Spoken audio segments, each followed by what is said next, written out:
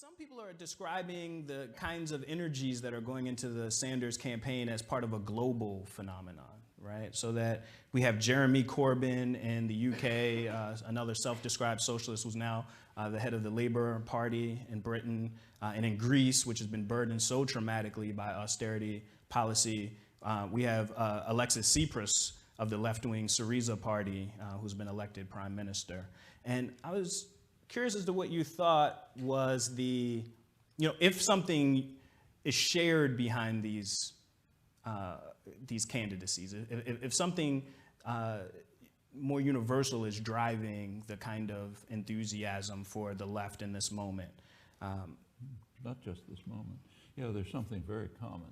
It's called neoliberalism. Mm-hmm. This is a general assault on the world's population that takes different forms in different places, but is based on the same kinds of conceptions. And people have suffered everywhere. Every place that the neoliberal principles have been applied, it's been harmful to the general populations. In the United States, which is not harmed as much as others, rich, powerful society, there's been basically stagnation or decline for about 30 years for a majority of the population. People are now arguing about the minimum wage, but if you take a look at the minimum wage, I presume you know this, through the huge growth period, 50s and 60s, it tracked productivity.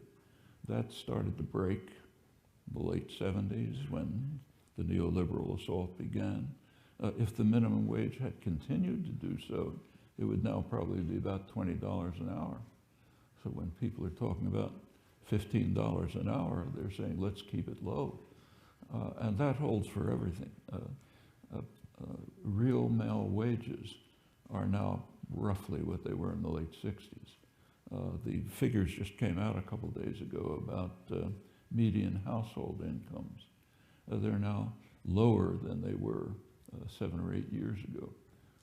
And it's been pretty flat ever since the Reagan-Thatcher neoliberal assault.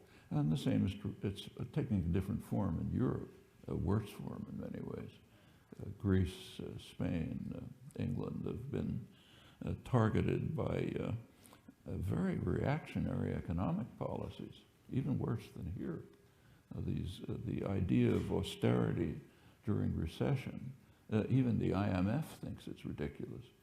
And from an economic point of view, yes, sure, it's an absurdity, but that doesn't mean it's foolish. It's a very good instrument of class war. It's undermining it's undermining the major achievements of Europe since the Second World War, both political and social and economic. What we call welfare state programs are being significantly undermined, England as well. And from the point of view of the people designing the policy, sure, they never liked these things, let's get rid of them. And the same is happening almost everywhere. I mean, in England, it's almost startling to see, for example, England. The National Health Service has its flaws, like everything, but it's probably one of the best health systems in the world. They're now trying to make it like the American system, which may be the worst system in the world.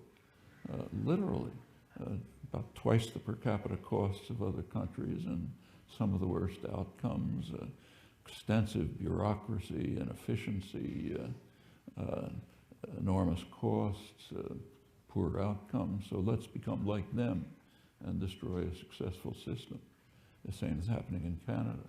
These are just different manifestations of the neoliberal programs, and the resistance is not just starting now. The major resistance started in Latin America about 10 or 15 years ago. Latin America was a very loyal student of the neoliberal doctrines and of course suffered significantly. But about 10 or 15 years ago, they started to pull out of it, both economically and politically. In fact, one of Obama's supposed foreign policy achievements is the beginning of normalization of relations with Cuba. The way it's described here, Obama made this forthcoming noble gesture to bring Cuba out of its isolation. It's exactly the opposite. The United States was utterly isolated in the hemisphere. The last major hemispheric conference happened to be in Colombia, the last U.S. ally. The U.S. was practically thrown out of the hemisphere on this issue and on the drug war, two major issues. They couldn't reach a consensus because the U.S. and Canada wouldn't agree. The next hemispheric conference was going to be in Panama this year. And if the United States had not made some move on Cuba, it probably would have been thrown out of the hemisphere. For anyone who knows the history of the United States and the Western Hemisphere, that's utterly shocking. This was the backyard when you didn't worry about it. They do what you tell them. If they don't, you overthrow the government. It's totally reversed. And this began as a reaction to the neoliberal policies, which they have slowly begun to pull themselves out of. It's now spread to Southern Europe. There are other manifestations here. So you're right, there's something global. It takes different forms in different places, but it has commonalities as well.